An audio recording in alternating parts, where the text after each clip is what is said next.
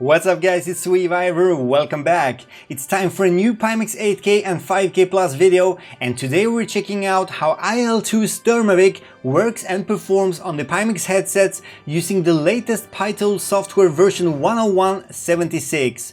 To make this video possible, I have recently spent a full day trying to find the best settings in IL-2, getting the optimal balance between image quality and performance, trying to reach as smooth frame rate as possible using both the 8K and the 5K Plus headsets and my desktop VR rig with a GTX 1080 Ti and an Intel i7-8700K CPU.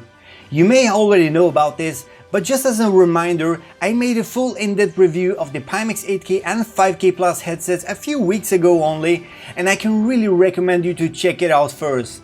This review will tell you everything you need to know about these two headsets and what you can expect before you get your pledged unit if you are a Kickstarter backer, or if not, before you make a pre-order on the Pimax later this month. I have also done a bunch of follow-up videos with through-the-lens photos, game benchmarks using Pimax on the laptop, a full guide on how you can watch 3D movies, videos and Blu-rays on the Pimax headsets, and much more videos are actually coming up the following weeks and months. So make sure to subscribe to my channel and you won't miss out any of my new Pimax related videos coming up. Soon also with the RTX 2080 Ti graphic card. Before we begin, I would like to give a huge thanks to my Patreons for all your great support, and also a big thanks and a special shout out to my official sponsors on Patreon, Commander Darklight and Art Armin. So after the performance and frame rate struggles we had in the last video using Pimax with Digital Combat Simulator, I'm a little bit relieved to try another of my favorite VR simulators today, which actually performs a little bit better. It may still not be a fully smooth experience, but at least we are getting close now. Upon making this IL-2 video, I decided to squeeze out the last possible bit of my desktop PC rig by overclocking both the GPU and CPU even further than before. My Intel i7-8700K processor is now running at stable 5 GHz and my GTX 1080 Ti boost at around 2042 MHz. I have also speed up my 32 GB of DDR4 memory, now by using cast latency of 15 instead of 16, running at 3800 MHz instead of 4000, which gives me a slight performance improvement, especially in CPU demanding VR simulators.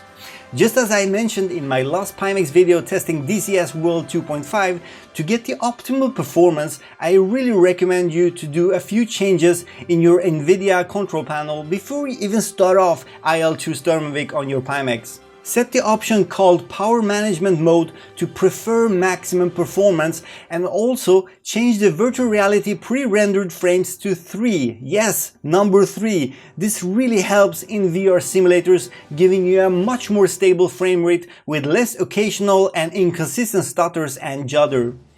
Before we do anything else, I need to clarify that using Pimax 8K or the 5K Plus in VR simulators like IL-2 is a much more CPU and GPU demanding task compared to a Vive Pro, Samsung Odyssey or Oculus Rift for example. We are using a much higher rendered resolution to feed the panels and make the image to look as good as possible without too much jagged edges, and meanwhile trying to maintain an acceptable frame rate. That's not an easy task. This may sound easy, but it's really not, and also it all depends on how picky you are in the game sharpness, clarity and aliasing. I mean, we're all different, aren't we? The easiest way could be, of course, to just use a high PyTool render quality value in Pimax software, bump up the SteamVR super sampling and enjoy this simulator in extremely high resolution, wide field of view and crazy detail. But that's of course not possible, and doing so will result in an extremely low frame rate and a bad VR experience overall. We also need to remember that Pimax so far only uses head motion reprojection similar to the SteamVR asynchronous reprojection, and the remaining brain warp feature is still not implemented. This means we do not have any motion reprojection or ASW asynchronous space warp such as the Oculus Rift is using, and therefore we cannot aim for a 45 frames per second frame rate and let the reprojection do the rest, making it smooth. Well, we need to reach as close as possible to a smooth 80 or 90 frames per second gameplay, depending on which headset you get, so have that in mind throughout this video. Another thing to note here is that all footage you see in this video is of course recorded in the same PC using OBS Studio in real time. This means it's somehow affecting the CPU and GPU load of course, and after some testing switching the recording on and off, I can tell you that the recording lowers the frame rate with between 4 and 6 frames per second in total. So while looking at the FPS numbers in the upper right corner for example, add another 5 or even 6 frames per second on top of that if you want to get a more realistic value. If you wonder about the software I'm using for the Framerate Overlay, it's an application called FOV VR and it's available on Steam for just a few bucks. I think it's an extremely accurate and handy application, well worth the money, and I will include the link to the software in the video description of course. Okay, so let's start off by talking about the field of view modes in IL-2. The Pimax 8K and the 5K Plus has 3 field of view modes, as you probably know already. A large mode of 170 horizontal degrees field of view, a normal mode with 150 degrees, and a small mode giving you 120 degrees of field of view. In this video I will skip the large field of view completely, for obvious reasons. The large field of view is simply using a too high resolution for a VR simulator like the IL-2 Sturmovik, and with a GTX 1080 Ti at least it's impossible to reach a stable frame rate using full 170 degrees field of view. And while I'm not a big fan of the small field of view, even if it's quite okay and still wider than any other existing VR headset can give you, I still think the main purpose we all go for the Pimax is of course the wider field of view, right? So the normal mode of 150 degrees feels like an obvious choice here, just like in the DCS World video I made in the past. And as I said before, the visual difference between 150 and 170 degrees, the last 10 degrees of each side of your peripheral vision, is very small and hardly noticeable at all. So sacrifice the performance for this widest field of view is just not worth it. So well, how about the Pytool render quality slider? This affects the total resolution that Pimax will render the simulator in. I pointed this out a few times now, and the latest Pytool version 101.76 has done some great improvements in the rendering pipeline, well as far as I know, as well as some performance improvements compared to the previous Pytool versions, both using the 5K Plus and the 8K. And thanks to this, the default value of Pytool 1.0 is now actually much more than enough in this simulator, as long as you keep the Steam VR super sampling value, well, between somewhere 80 and 100%. Do not go below 80%, as it will heavily decrease the overall image quality and introduce more aliasing, especially in the cockpit but also at far distance. To squeeze out the few extra frames per second, go with Steam VR super sampling at 80% as I did in this video, and you will hardly see any difference from the 100%. After playing around for several hours switching between Pytool 1.0, 1.25 and 1.5, I can tell you that with a GTX 1080 Ti I could not go above 1.0 because the VR experience might get quite stuttery and maybe even give you motion sickness. IL-2 is a simulator full of fast action dogfights where you're constantly turning around and looping and dodging. Having too low frame rate in this simulator here can really make it impossible to maneuver your airplane or even aim at your opponents. And while some individual IL-2 quick missions can run in a very high frame rate using Pytool 1.25, it's still a fact that the different IL-2 maps, missions and campaigns can affect your frame rate very differently, but more about that in a moment. Let's head over to the in-game graphical settings and check out the options I have found being the most optimal during my full day session. First, we have the screen resolution, which to my surprise only is affecting the mirror view of your PC monitor. So whatever value you set here, it will not change the resolution in your VR headset. To gain a small performance boost in VR, set the screen resolution to as low as possible, preferably 1280 x 720. But be aware though, I figured out that if you go too low on the screen resolution, you will have problems using the mouse in the in-game menus and mission briefing, so I would not recommend go below that resolution. The user interface scale is not even possible to change, so just skip that option. And next up is the shadow resolution, which I prefer to have on low. This option will still give you a good looking shadows on the terrain and in the cockpit without eating too much of your resources. Turning off shadows completely is also of course an option, but personally I think this simulator looks a little bit boring without any shadows. As for the mirrors, I would say just turn them off. I never use mirrors while flying airplanes, and the performance haze is for me not worth it by leaving them on. The distant landscape detail is kept on normal as it's the lowest value possible, still looking great even on distance. The horizon draw distance is much about your personal choice, I think. Some people prefer a very far draw distance, while I personally think 70 kilometers is more than enough to still look great, and it's the most balanced option for maintaining a good frame rate. You can of course go even down to 40 kilometers, which will give you a good 5 to 6 frames per second boost, but then the view distance of the scenery falls a bit short. Again, some people may prefer the more foggy look in the horizon, and I'm sure it might help by spotting the opponents when the far distance is less defined and with ground objects and textures being more blurry. But personally, I think 70 kilometers is a good sweet spot that still looks great, but also saves some CPU and GPU cycles. Just by changing the value from 70 kilometers to 100 cuts another 3 or 5 frames per second. So throughout this whole video, I'm using a draw distance of 70 kilometers, which I think is more than enough to enjoy the surroundings. Furthermore, I'm not using the landscape filter, as I assume filters will never gain any performance, only hurt them. Also, using any of the other two options make the game look worse, to be honest. Now about grass and cloud quality, I recommend you to use normal on both. It's a shame we can't turn off grass completely, as it would really help with the frame rate on the ground, but as long as you keep it on normal, it won't really make a huge impact on the frame rate. And same goes for the clouds, where I think low just looks much worse, and luckily the normal option is still not taxing the frame rate much at all and still looks really awesome. The dynamic resolution factor is an option that you can make the simulator to downsample the rendered in-game resolution when you get frame drops, but unfortunately it makes the simulator look very jaggy even on the slightest change from full, and even if the options really can help with the frame rate, I still sacrificing too much of the sharpness is really not worth it. So how about anti-aliasing? Well, I came to the conclusion that anti-aliasing is totally useless in this simulator, well, at least when running it with a Pimax 8K or a 5K plus. To be honest, I do not see much of an improvement at all in terms of jagginess in the scenery or at far distance, not on value 2 or 4, and I must say it really is heavy on your GPU. So if you want to remove the slight jaggies or the aliasing that is still there using Pytool 1.0, you better just increase the render quality slider in Pytool to 1.25 and you will actually not lose the same amount of frame rate.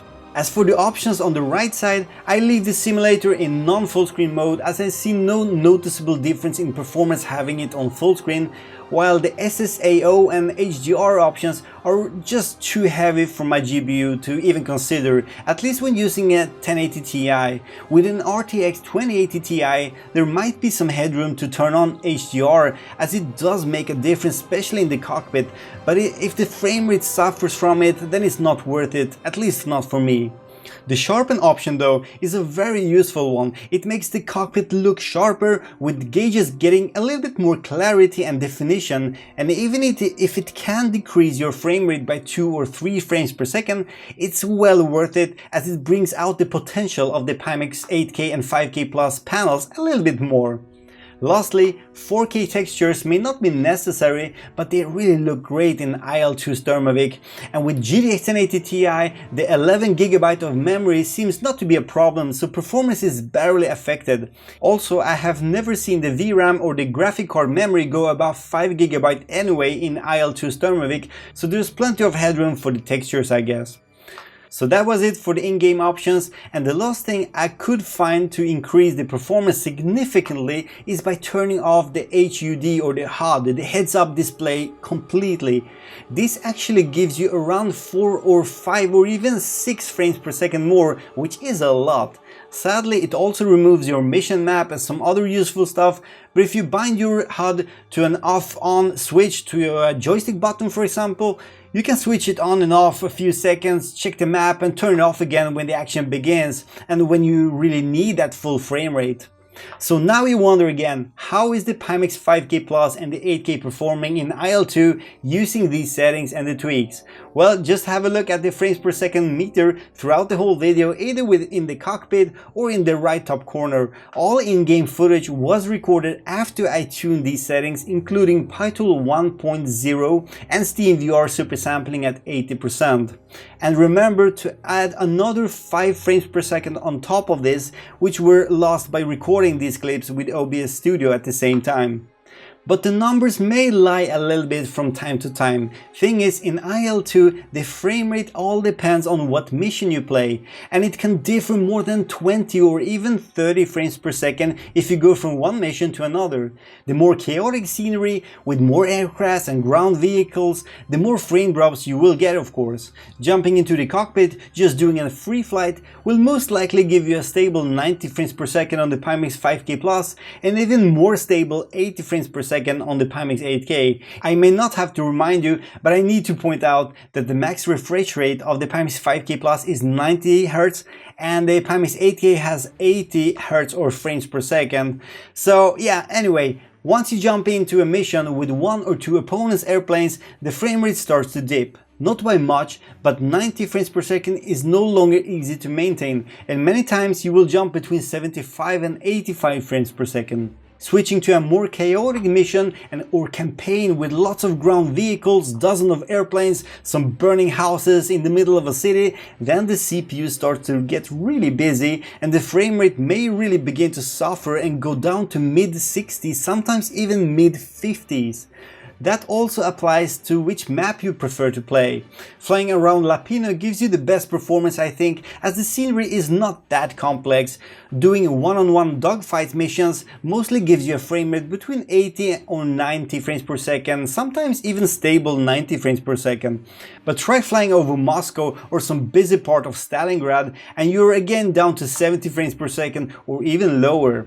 Already the first career mission in Stalingrad was crazy demanding, and a few times I could see the frame rate go to low 50s even, and I can only imagine the more complex mission and campaigns coming further on. Well, you may have noticed already, I'm not a real die-hard IL-2 Sturmovik enthusiast, and for me IL-2 is a satisfying VR simulator I jump into occasionally for 1 hour or more. I haven't even played through the campaign yet and never tried it online even, so I can't say much about it, but I can assure you that the frame rate may not be as great as it is in Lapino, for example.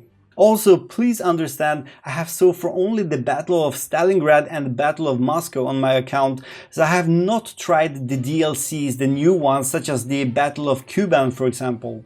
Anyway, the performance overall is really not that bad at all. As long as you just adjust the in-game settings to something similar to my recommendations, then IL-2 Sturmovik will run clearly much better on the Pimax than DCS World did, for example.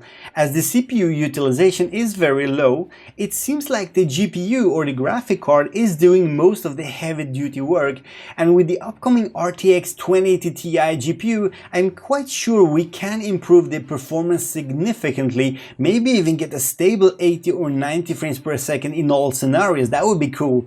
I need to add though that the GPU utilization is still not maxed out, quite far from that, just like in DCS World, so I'm not really sure what's bottlenecking this time, but no matter what I did, I could not get the GPU utilization go above 80% or even 75% in most cases.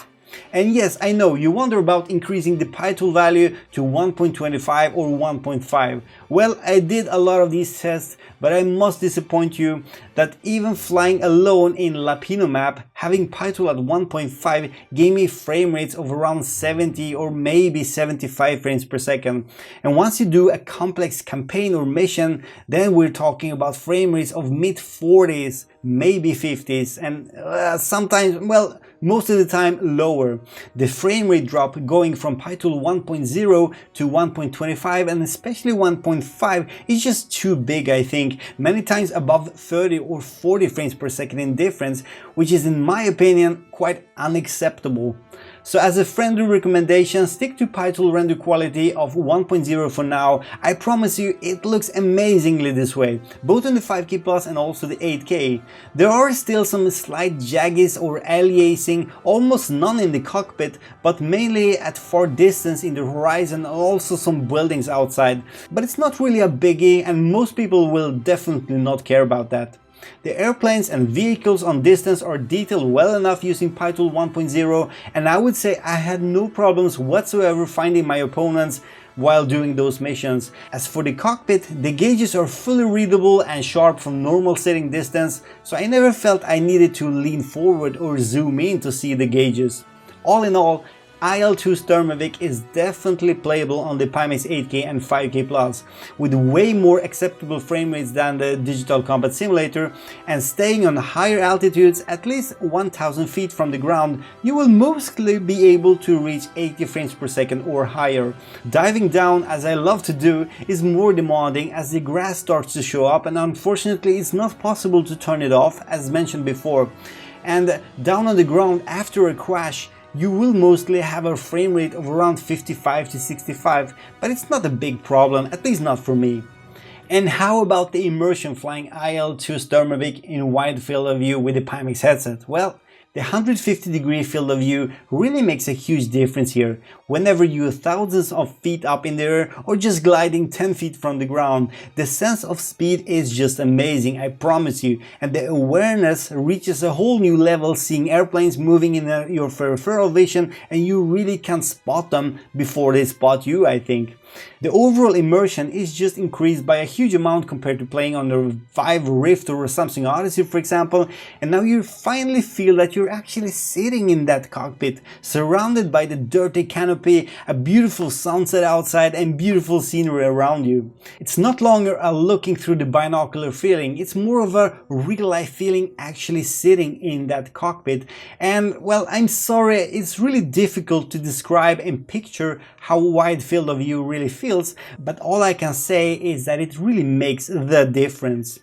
Lastly, I know you are wondering what is the difference between the Pimax 8K and the 5K Plus running IL-2 Sturmovik. Well, I have numerous times already explained the difference between these two headsets in my full Pimax review, but also in my other follow-up videos published so far, so I really don't think I need to go into detail this time, but let's give you a few hook points here. As we know already, the 8K has an upscale image from 4040p to 4K per eye, right? While the 5K Plus renders a native 4040p resolution. And this means, as usual, that the 5K Plus will give you a slightly more clarity and sharpness. It's just a fact and nothing we can do about it. The cockpit looks more clean and the gauges and text are just more readable on the 5K Plus. The 8K scaler, despite improvements in the Pi tool 76 version, still provides a slightly less sharp image. It's not by far, and it's really not a deal breaker here, but you will see the difference if you do a side-by-side comparison just like I did. Having that said, looking at distance or looking down on the ground or peeking at enemy airplanes, I really cannot tell which one really is better. Both headsets perform really well, and I'm still confident that the 8K gives me a tiny bit more defined object and airplanes at far distance or very far distance. And I know it might sound weird or make no sense to you, but I still believe the slightly better screen door effect and more pixels on the panels have a tiny advantage to render very small objects more defined and less blocky on the 8K. It might not be as sharp on the 8K, but definitely more defined defined. An airplane thousands of feet away is rendered in, let's say, 10 pixels on the 5K Plus, while on the 8K it uses maybe 15 or 20 pixels to render that airplane, and the extra pixels are probably just interpolating the existing pixels, but it still makes the edges less blocky. Well, I need to say this, guys, IL-2 Sturmovik on Pimax 8K looks definitely better when using PyTool above 1.0, maybe even better than the 5K when using PyTool 1.5. But that's another story, and while today's PCs can't really handle the high resolution anyway, I won't do a big thing of it now. Also, the slight color temperature and contrast difference that we mentioned before between the 8K and the 5K Plus is really not visible at all in IL-2 Sturmovik. The 5K Plus never feels cold or bluish as some people might be worried about. And last thing, let's not forget that the 8K has a big advantage here, running at 80 frames per second maximum. While some missions might be a bit juddery on the 5K Plus, going down to mid-80s or even 80 frames per second, you can probably guess how it looks on the 8K, right? Yes, it is butter smooth. But anyway, whenever you choose the 5K Plus or the 8K, you will have a great time running IL-2 Sturmovik on your Pimax, as long as your PC can power it, of course. And even if I personally prefer the 5K Plus, thanks to the extra clarity and native resolution, of course, I can't really tell you which one is the clear winner here. So let's now hope that the RTX 2080 Ti can give us some nice 30 or even 50% boost in frame rate.